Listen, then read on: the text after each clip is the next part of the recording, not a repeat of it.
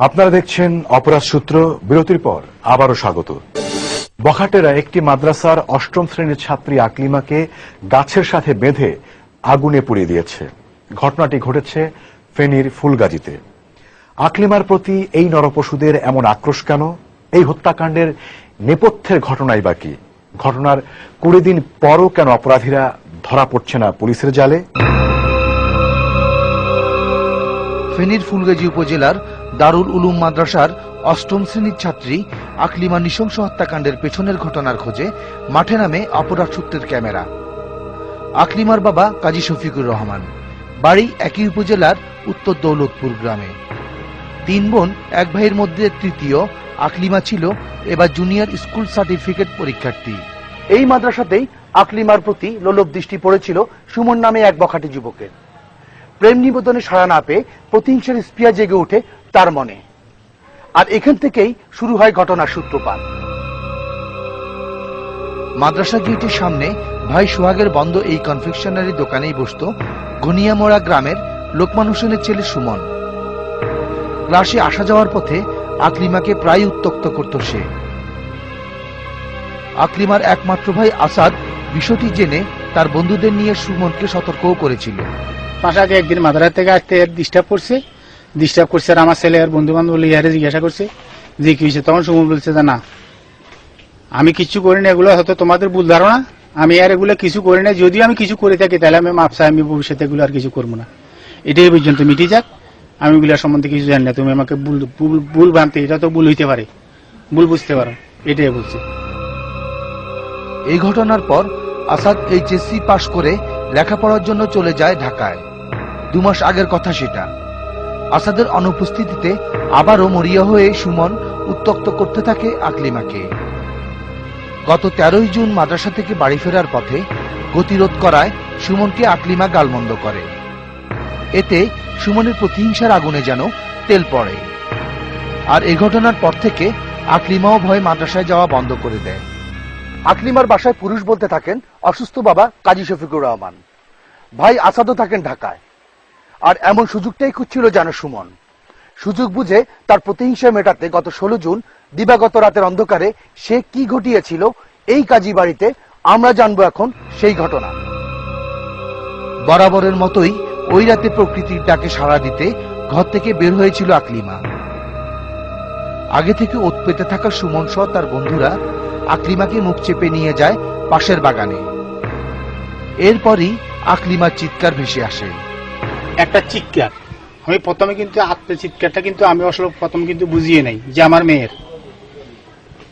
তখন হঠাৎ করে ঘুমের থেকে উঠি, দরজাটা খুলতে গেছি, এখন দেখি আমার সামনে দরজা লক করা, জানালাটা খোলা ছিল, দেখা যেতেছে বাইরে আগুন একটা পুস্কা যেরকম একটা হঠাৎ করে উঠে আবার হঠাৎ করে নিভে গেছে।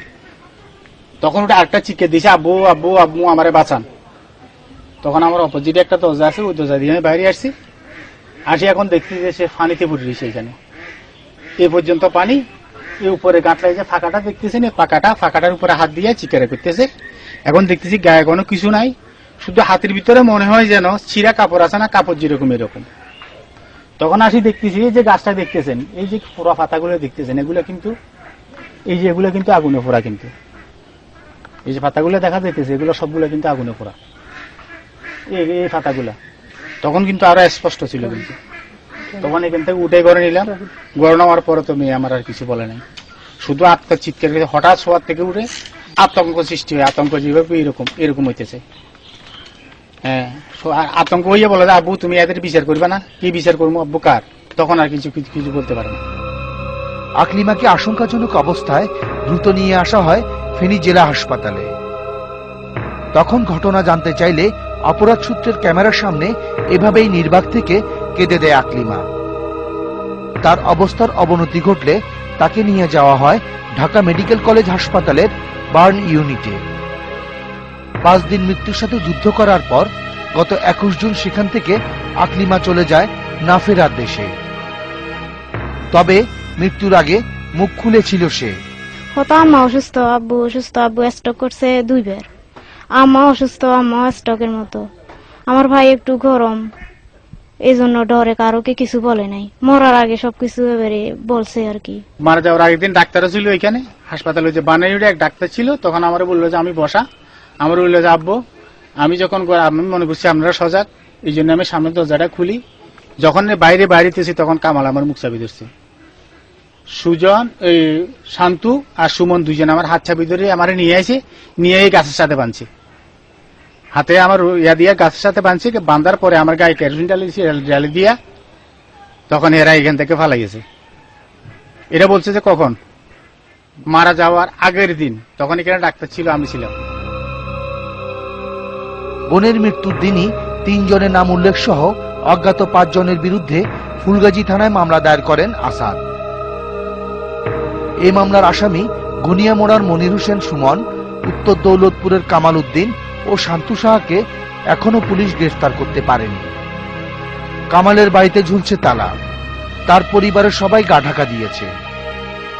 সুমনের পরিবারের দাবি ঘটনার রাতে সে বাড়িতেই ছিল। ঘরে সোয়াদ বাজি সোয়াদ ঘরে বাজি রে, আই কইতে হারিনারে বাজি, আল্লাহ আল্লাহ দেখছে সবাই কয়দিন সুমনের দোয়ান করতে আইলে। সুমনের 16 তারিখ রাত্রেবেলা কোথায় ছিল? ঘরে। এখন আকলিমার ঘরে তার পড়ার টেবিল, বই খাতা সবই আছে, নেই শুধু সে। তার পরিবারের কেউ এখন আর পুলিশ হবার স্বপ্নও দেখেন না। তাদের সবার মনের স্মৃতির জানালায় বারবার উকি দিয়েই চলছে আকলিমা। আমার মেয়েরে যে হুকুম করছে ফুটছে, এর আমার সামনে আনি দিলে আমি এর গাইতে তেল লাগাই দিচ্ছে, আগুন দিলে আমার মনে হয় যে আমার তো ভালো লাগবে। মাথা ছুরি দিত, কাপড় চোপড় গায়ে দিয়ে দিত, বই খাতা বেগে ঢুকিয়ে দিত, পরীক্ষার সময় 10টা পর্যন্ত পড়াইতো। ঘটনার দিন সকালবেলা আমার বলতেছে আব্বু পুলিশে যাইতে কত বছর বয়স লাগে। আমি বললাম যে কেন, আমার খুব ইচ্ছা যে আমি পুলিশে যাবো, পুলিশে যেয়ে দেশের সেবা করব। এটা ছিল তার শেষ ইচ্ছা এবং শেষ কথা। এখন তো সব শুনলো, শুনলে যেন মনে হয় এখান দিয়ে আমরা আগলে বেড়াইতেছে, এখান দিয়ে বলতেছে আব্বু ওষুধ খাওয়া, এখান দিয়ে আব্বু নাস্তা খাও, তুমি হাঁটি আসো, এই তো কথা আর কি। আমার মনে হয় যে পৃথিবীতে আমার কিছু নাই, সব শেষ। আসামি গ্রেফতার না হওয়া এবং পুলিশের ভূমিকা নিয়ে আকলিমার পরিবার সহ তার সহপাঠী এলাকাবাসী ক্ষুব্ধ সবাই। আমার মনে হইতেছে এটা অন্তত আইওয়াস, এই জন্য মনে হইতেছে যদি আইওয়াস না হয় তাহলে 15 দিনের ভিতরে একটা আসামি কি হয়ে ধরা পড়ে না, পুলিশ কেন ধরতে পারতেছে না? এটাতে আর এরা তো আর ফাতালে যায় নাই, এদেশ থেকে উড়ে যায় নাই, নিশ্চয়ই এই দেশে আছে। তাইলে সরকারের পুলিশ বাহিনী গোয়েন্দা সংস্থা কি করে যদি না পড়ে? নিশ্চয়ই কোনো রহস্য আছে এখানে। এটার যদি বিচার উচিত বিচার না হয় তাহলে তো সমাজ এটা ঘটতে থাকবো, হইতে থাকবো। আমরা চাই না এভাবে আর কোন এইসব ঘটনা আর আমাদের এলাকাতে হোক, কঠিন ভাবে এটা শাস্তি আমরা চাই। বখাটে ছেলের কারণে আমাদের আকলিমা, আমাদের সহপাঠী, আমাদের বান্ধবী আকলিমা চলে গেছে, আমাদের তো এরকম হতে পারে? আমরা এটার সুষ্ঠু বিচারের আশা করি, সুষ্ঠু বিচার হতে হবে, তারপরে তাদের ফাঁসি হতে হবে। আকলিমার নৃশংস হত্যাকাণ্ডের ঘটনায় আসামিদেরকে এখন পর্যন্ত কেন গ্রেফতার করা যায়নি, এর বাধাটা কোথায়, এই বিষয় জানতে অপরাধ সূত্রের ক্যামেরা এখন ফুলগাজী থানায়। উত্তক্ত করার ঘটনাটি জানার পরও কোনো বিচার না করায় আকলিমার ভাই আসাদের দায়ের করা মামলায় আসামি সুমনের ভাই সোহাগ ও শান্তুর বাবা জহরলালকে গ্রেফতার করে পুলিশ। কিন্তু ক্যামেরার সামনে পুলিশ বিস্তারিত কিছুই বলতে রাজি নয়, শুধু এতটুকু বললেন আসামিদেরকে গ্রেফতারের জন্য হন্যে হয়ে খুঁজছেন তারা। আকলিমার হত্যাকাণ্ডের বিষয়টা আমরা আসামি ধরার ব্যাপারে আমাদের কোনো বাধা নেই। যারা আসামি, এই আসামিরা আকলিমার ভাই আসাদুর রহমানের বন্ধু-বান্ধব হিসাবে আকলিমার ভাই আসাদুর রহমান মামলা করার আগে এদেরকে ধমকানোর কারণে তারা সব গা ঢাকা দিচ্ছে আগেই। আসামিদেরকে ধরার জন্য আমরা জেলা এবং জেলার বাহিরে 8-10 জায়গায়, খাগড়াছড়ি, কুমিল্লা, নোয়াখালী, বিভিন্ন জায়গায় আমরা অভিযান চালাইছি এবং আমাদের অভিযান অব্যাহত আছে। সমাজের সচেতন মানুষরা মনে করেন এসব ঘটনায় বখাটেদের আইনের আমলে এনে সাজা দিতে না পারলে আকলিমার মতো আরো অনেককেই দিতে হবে একই রকম মূল্য।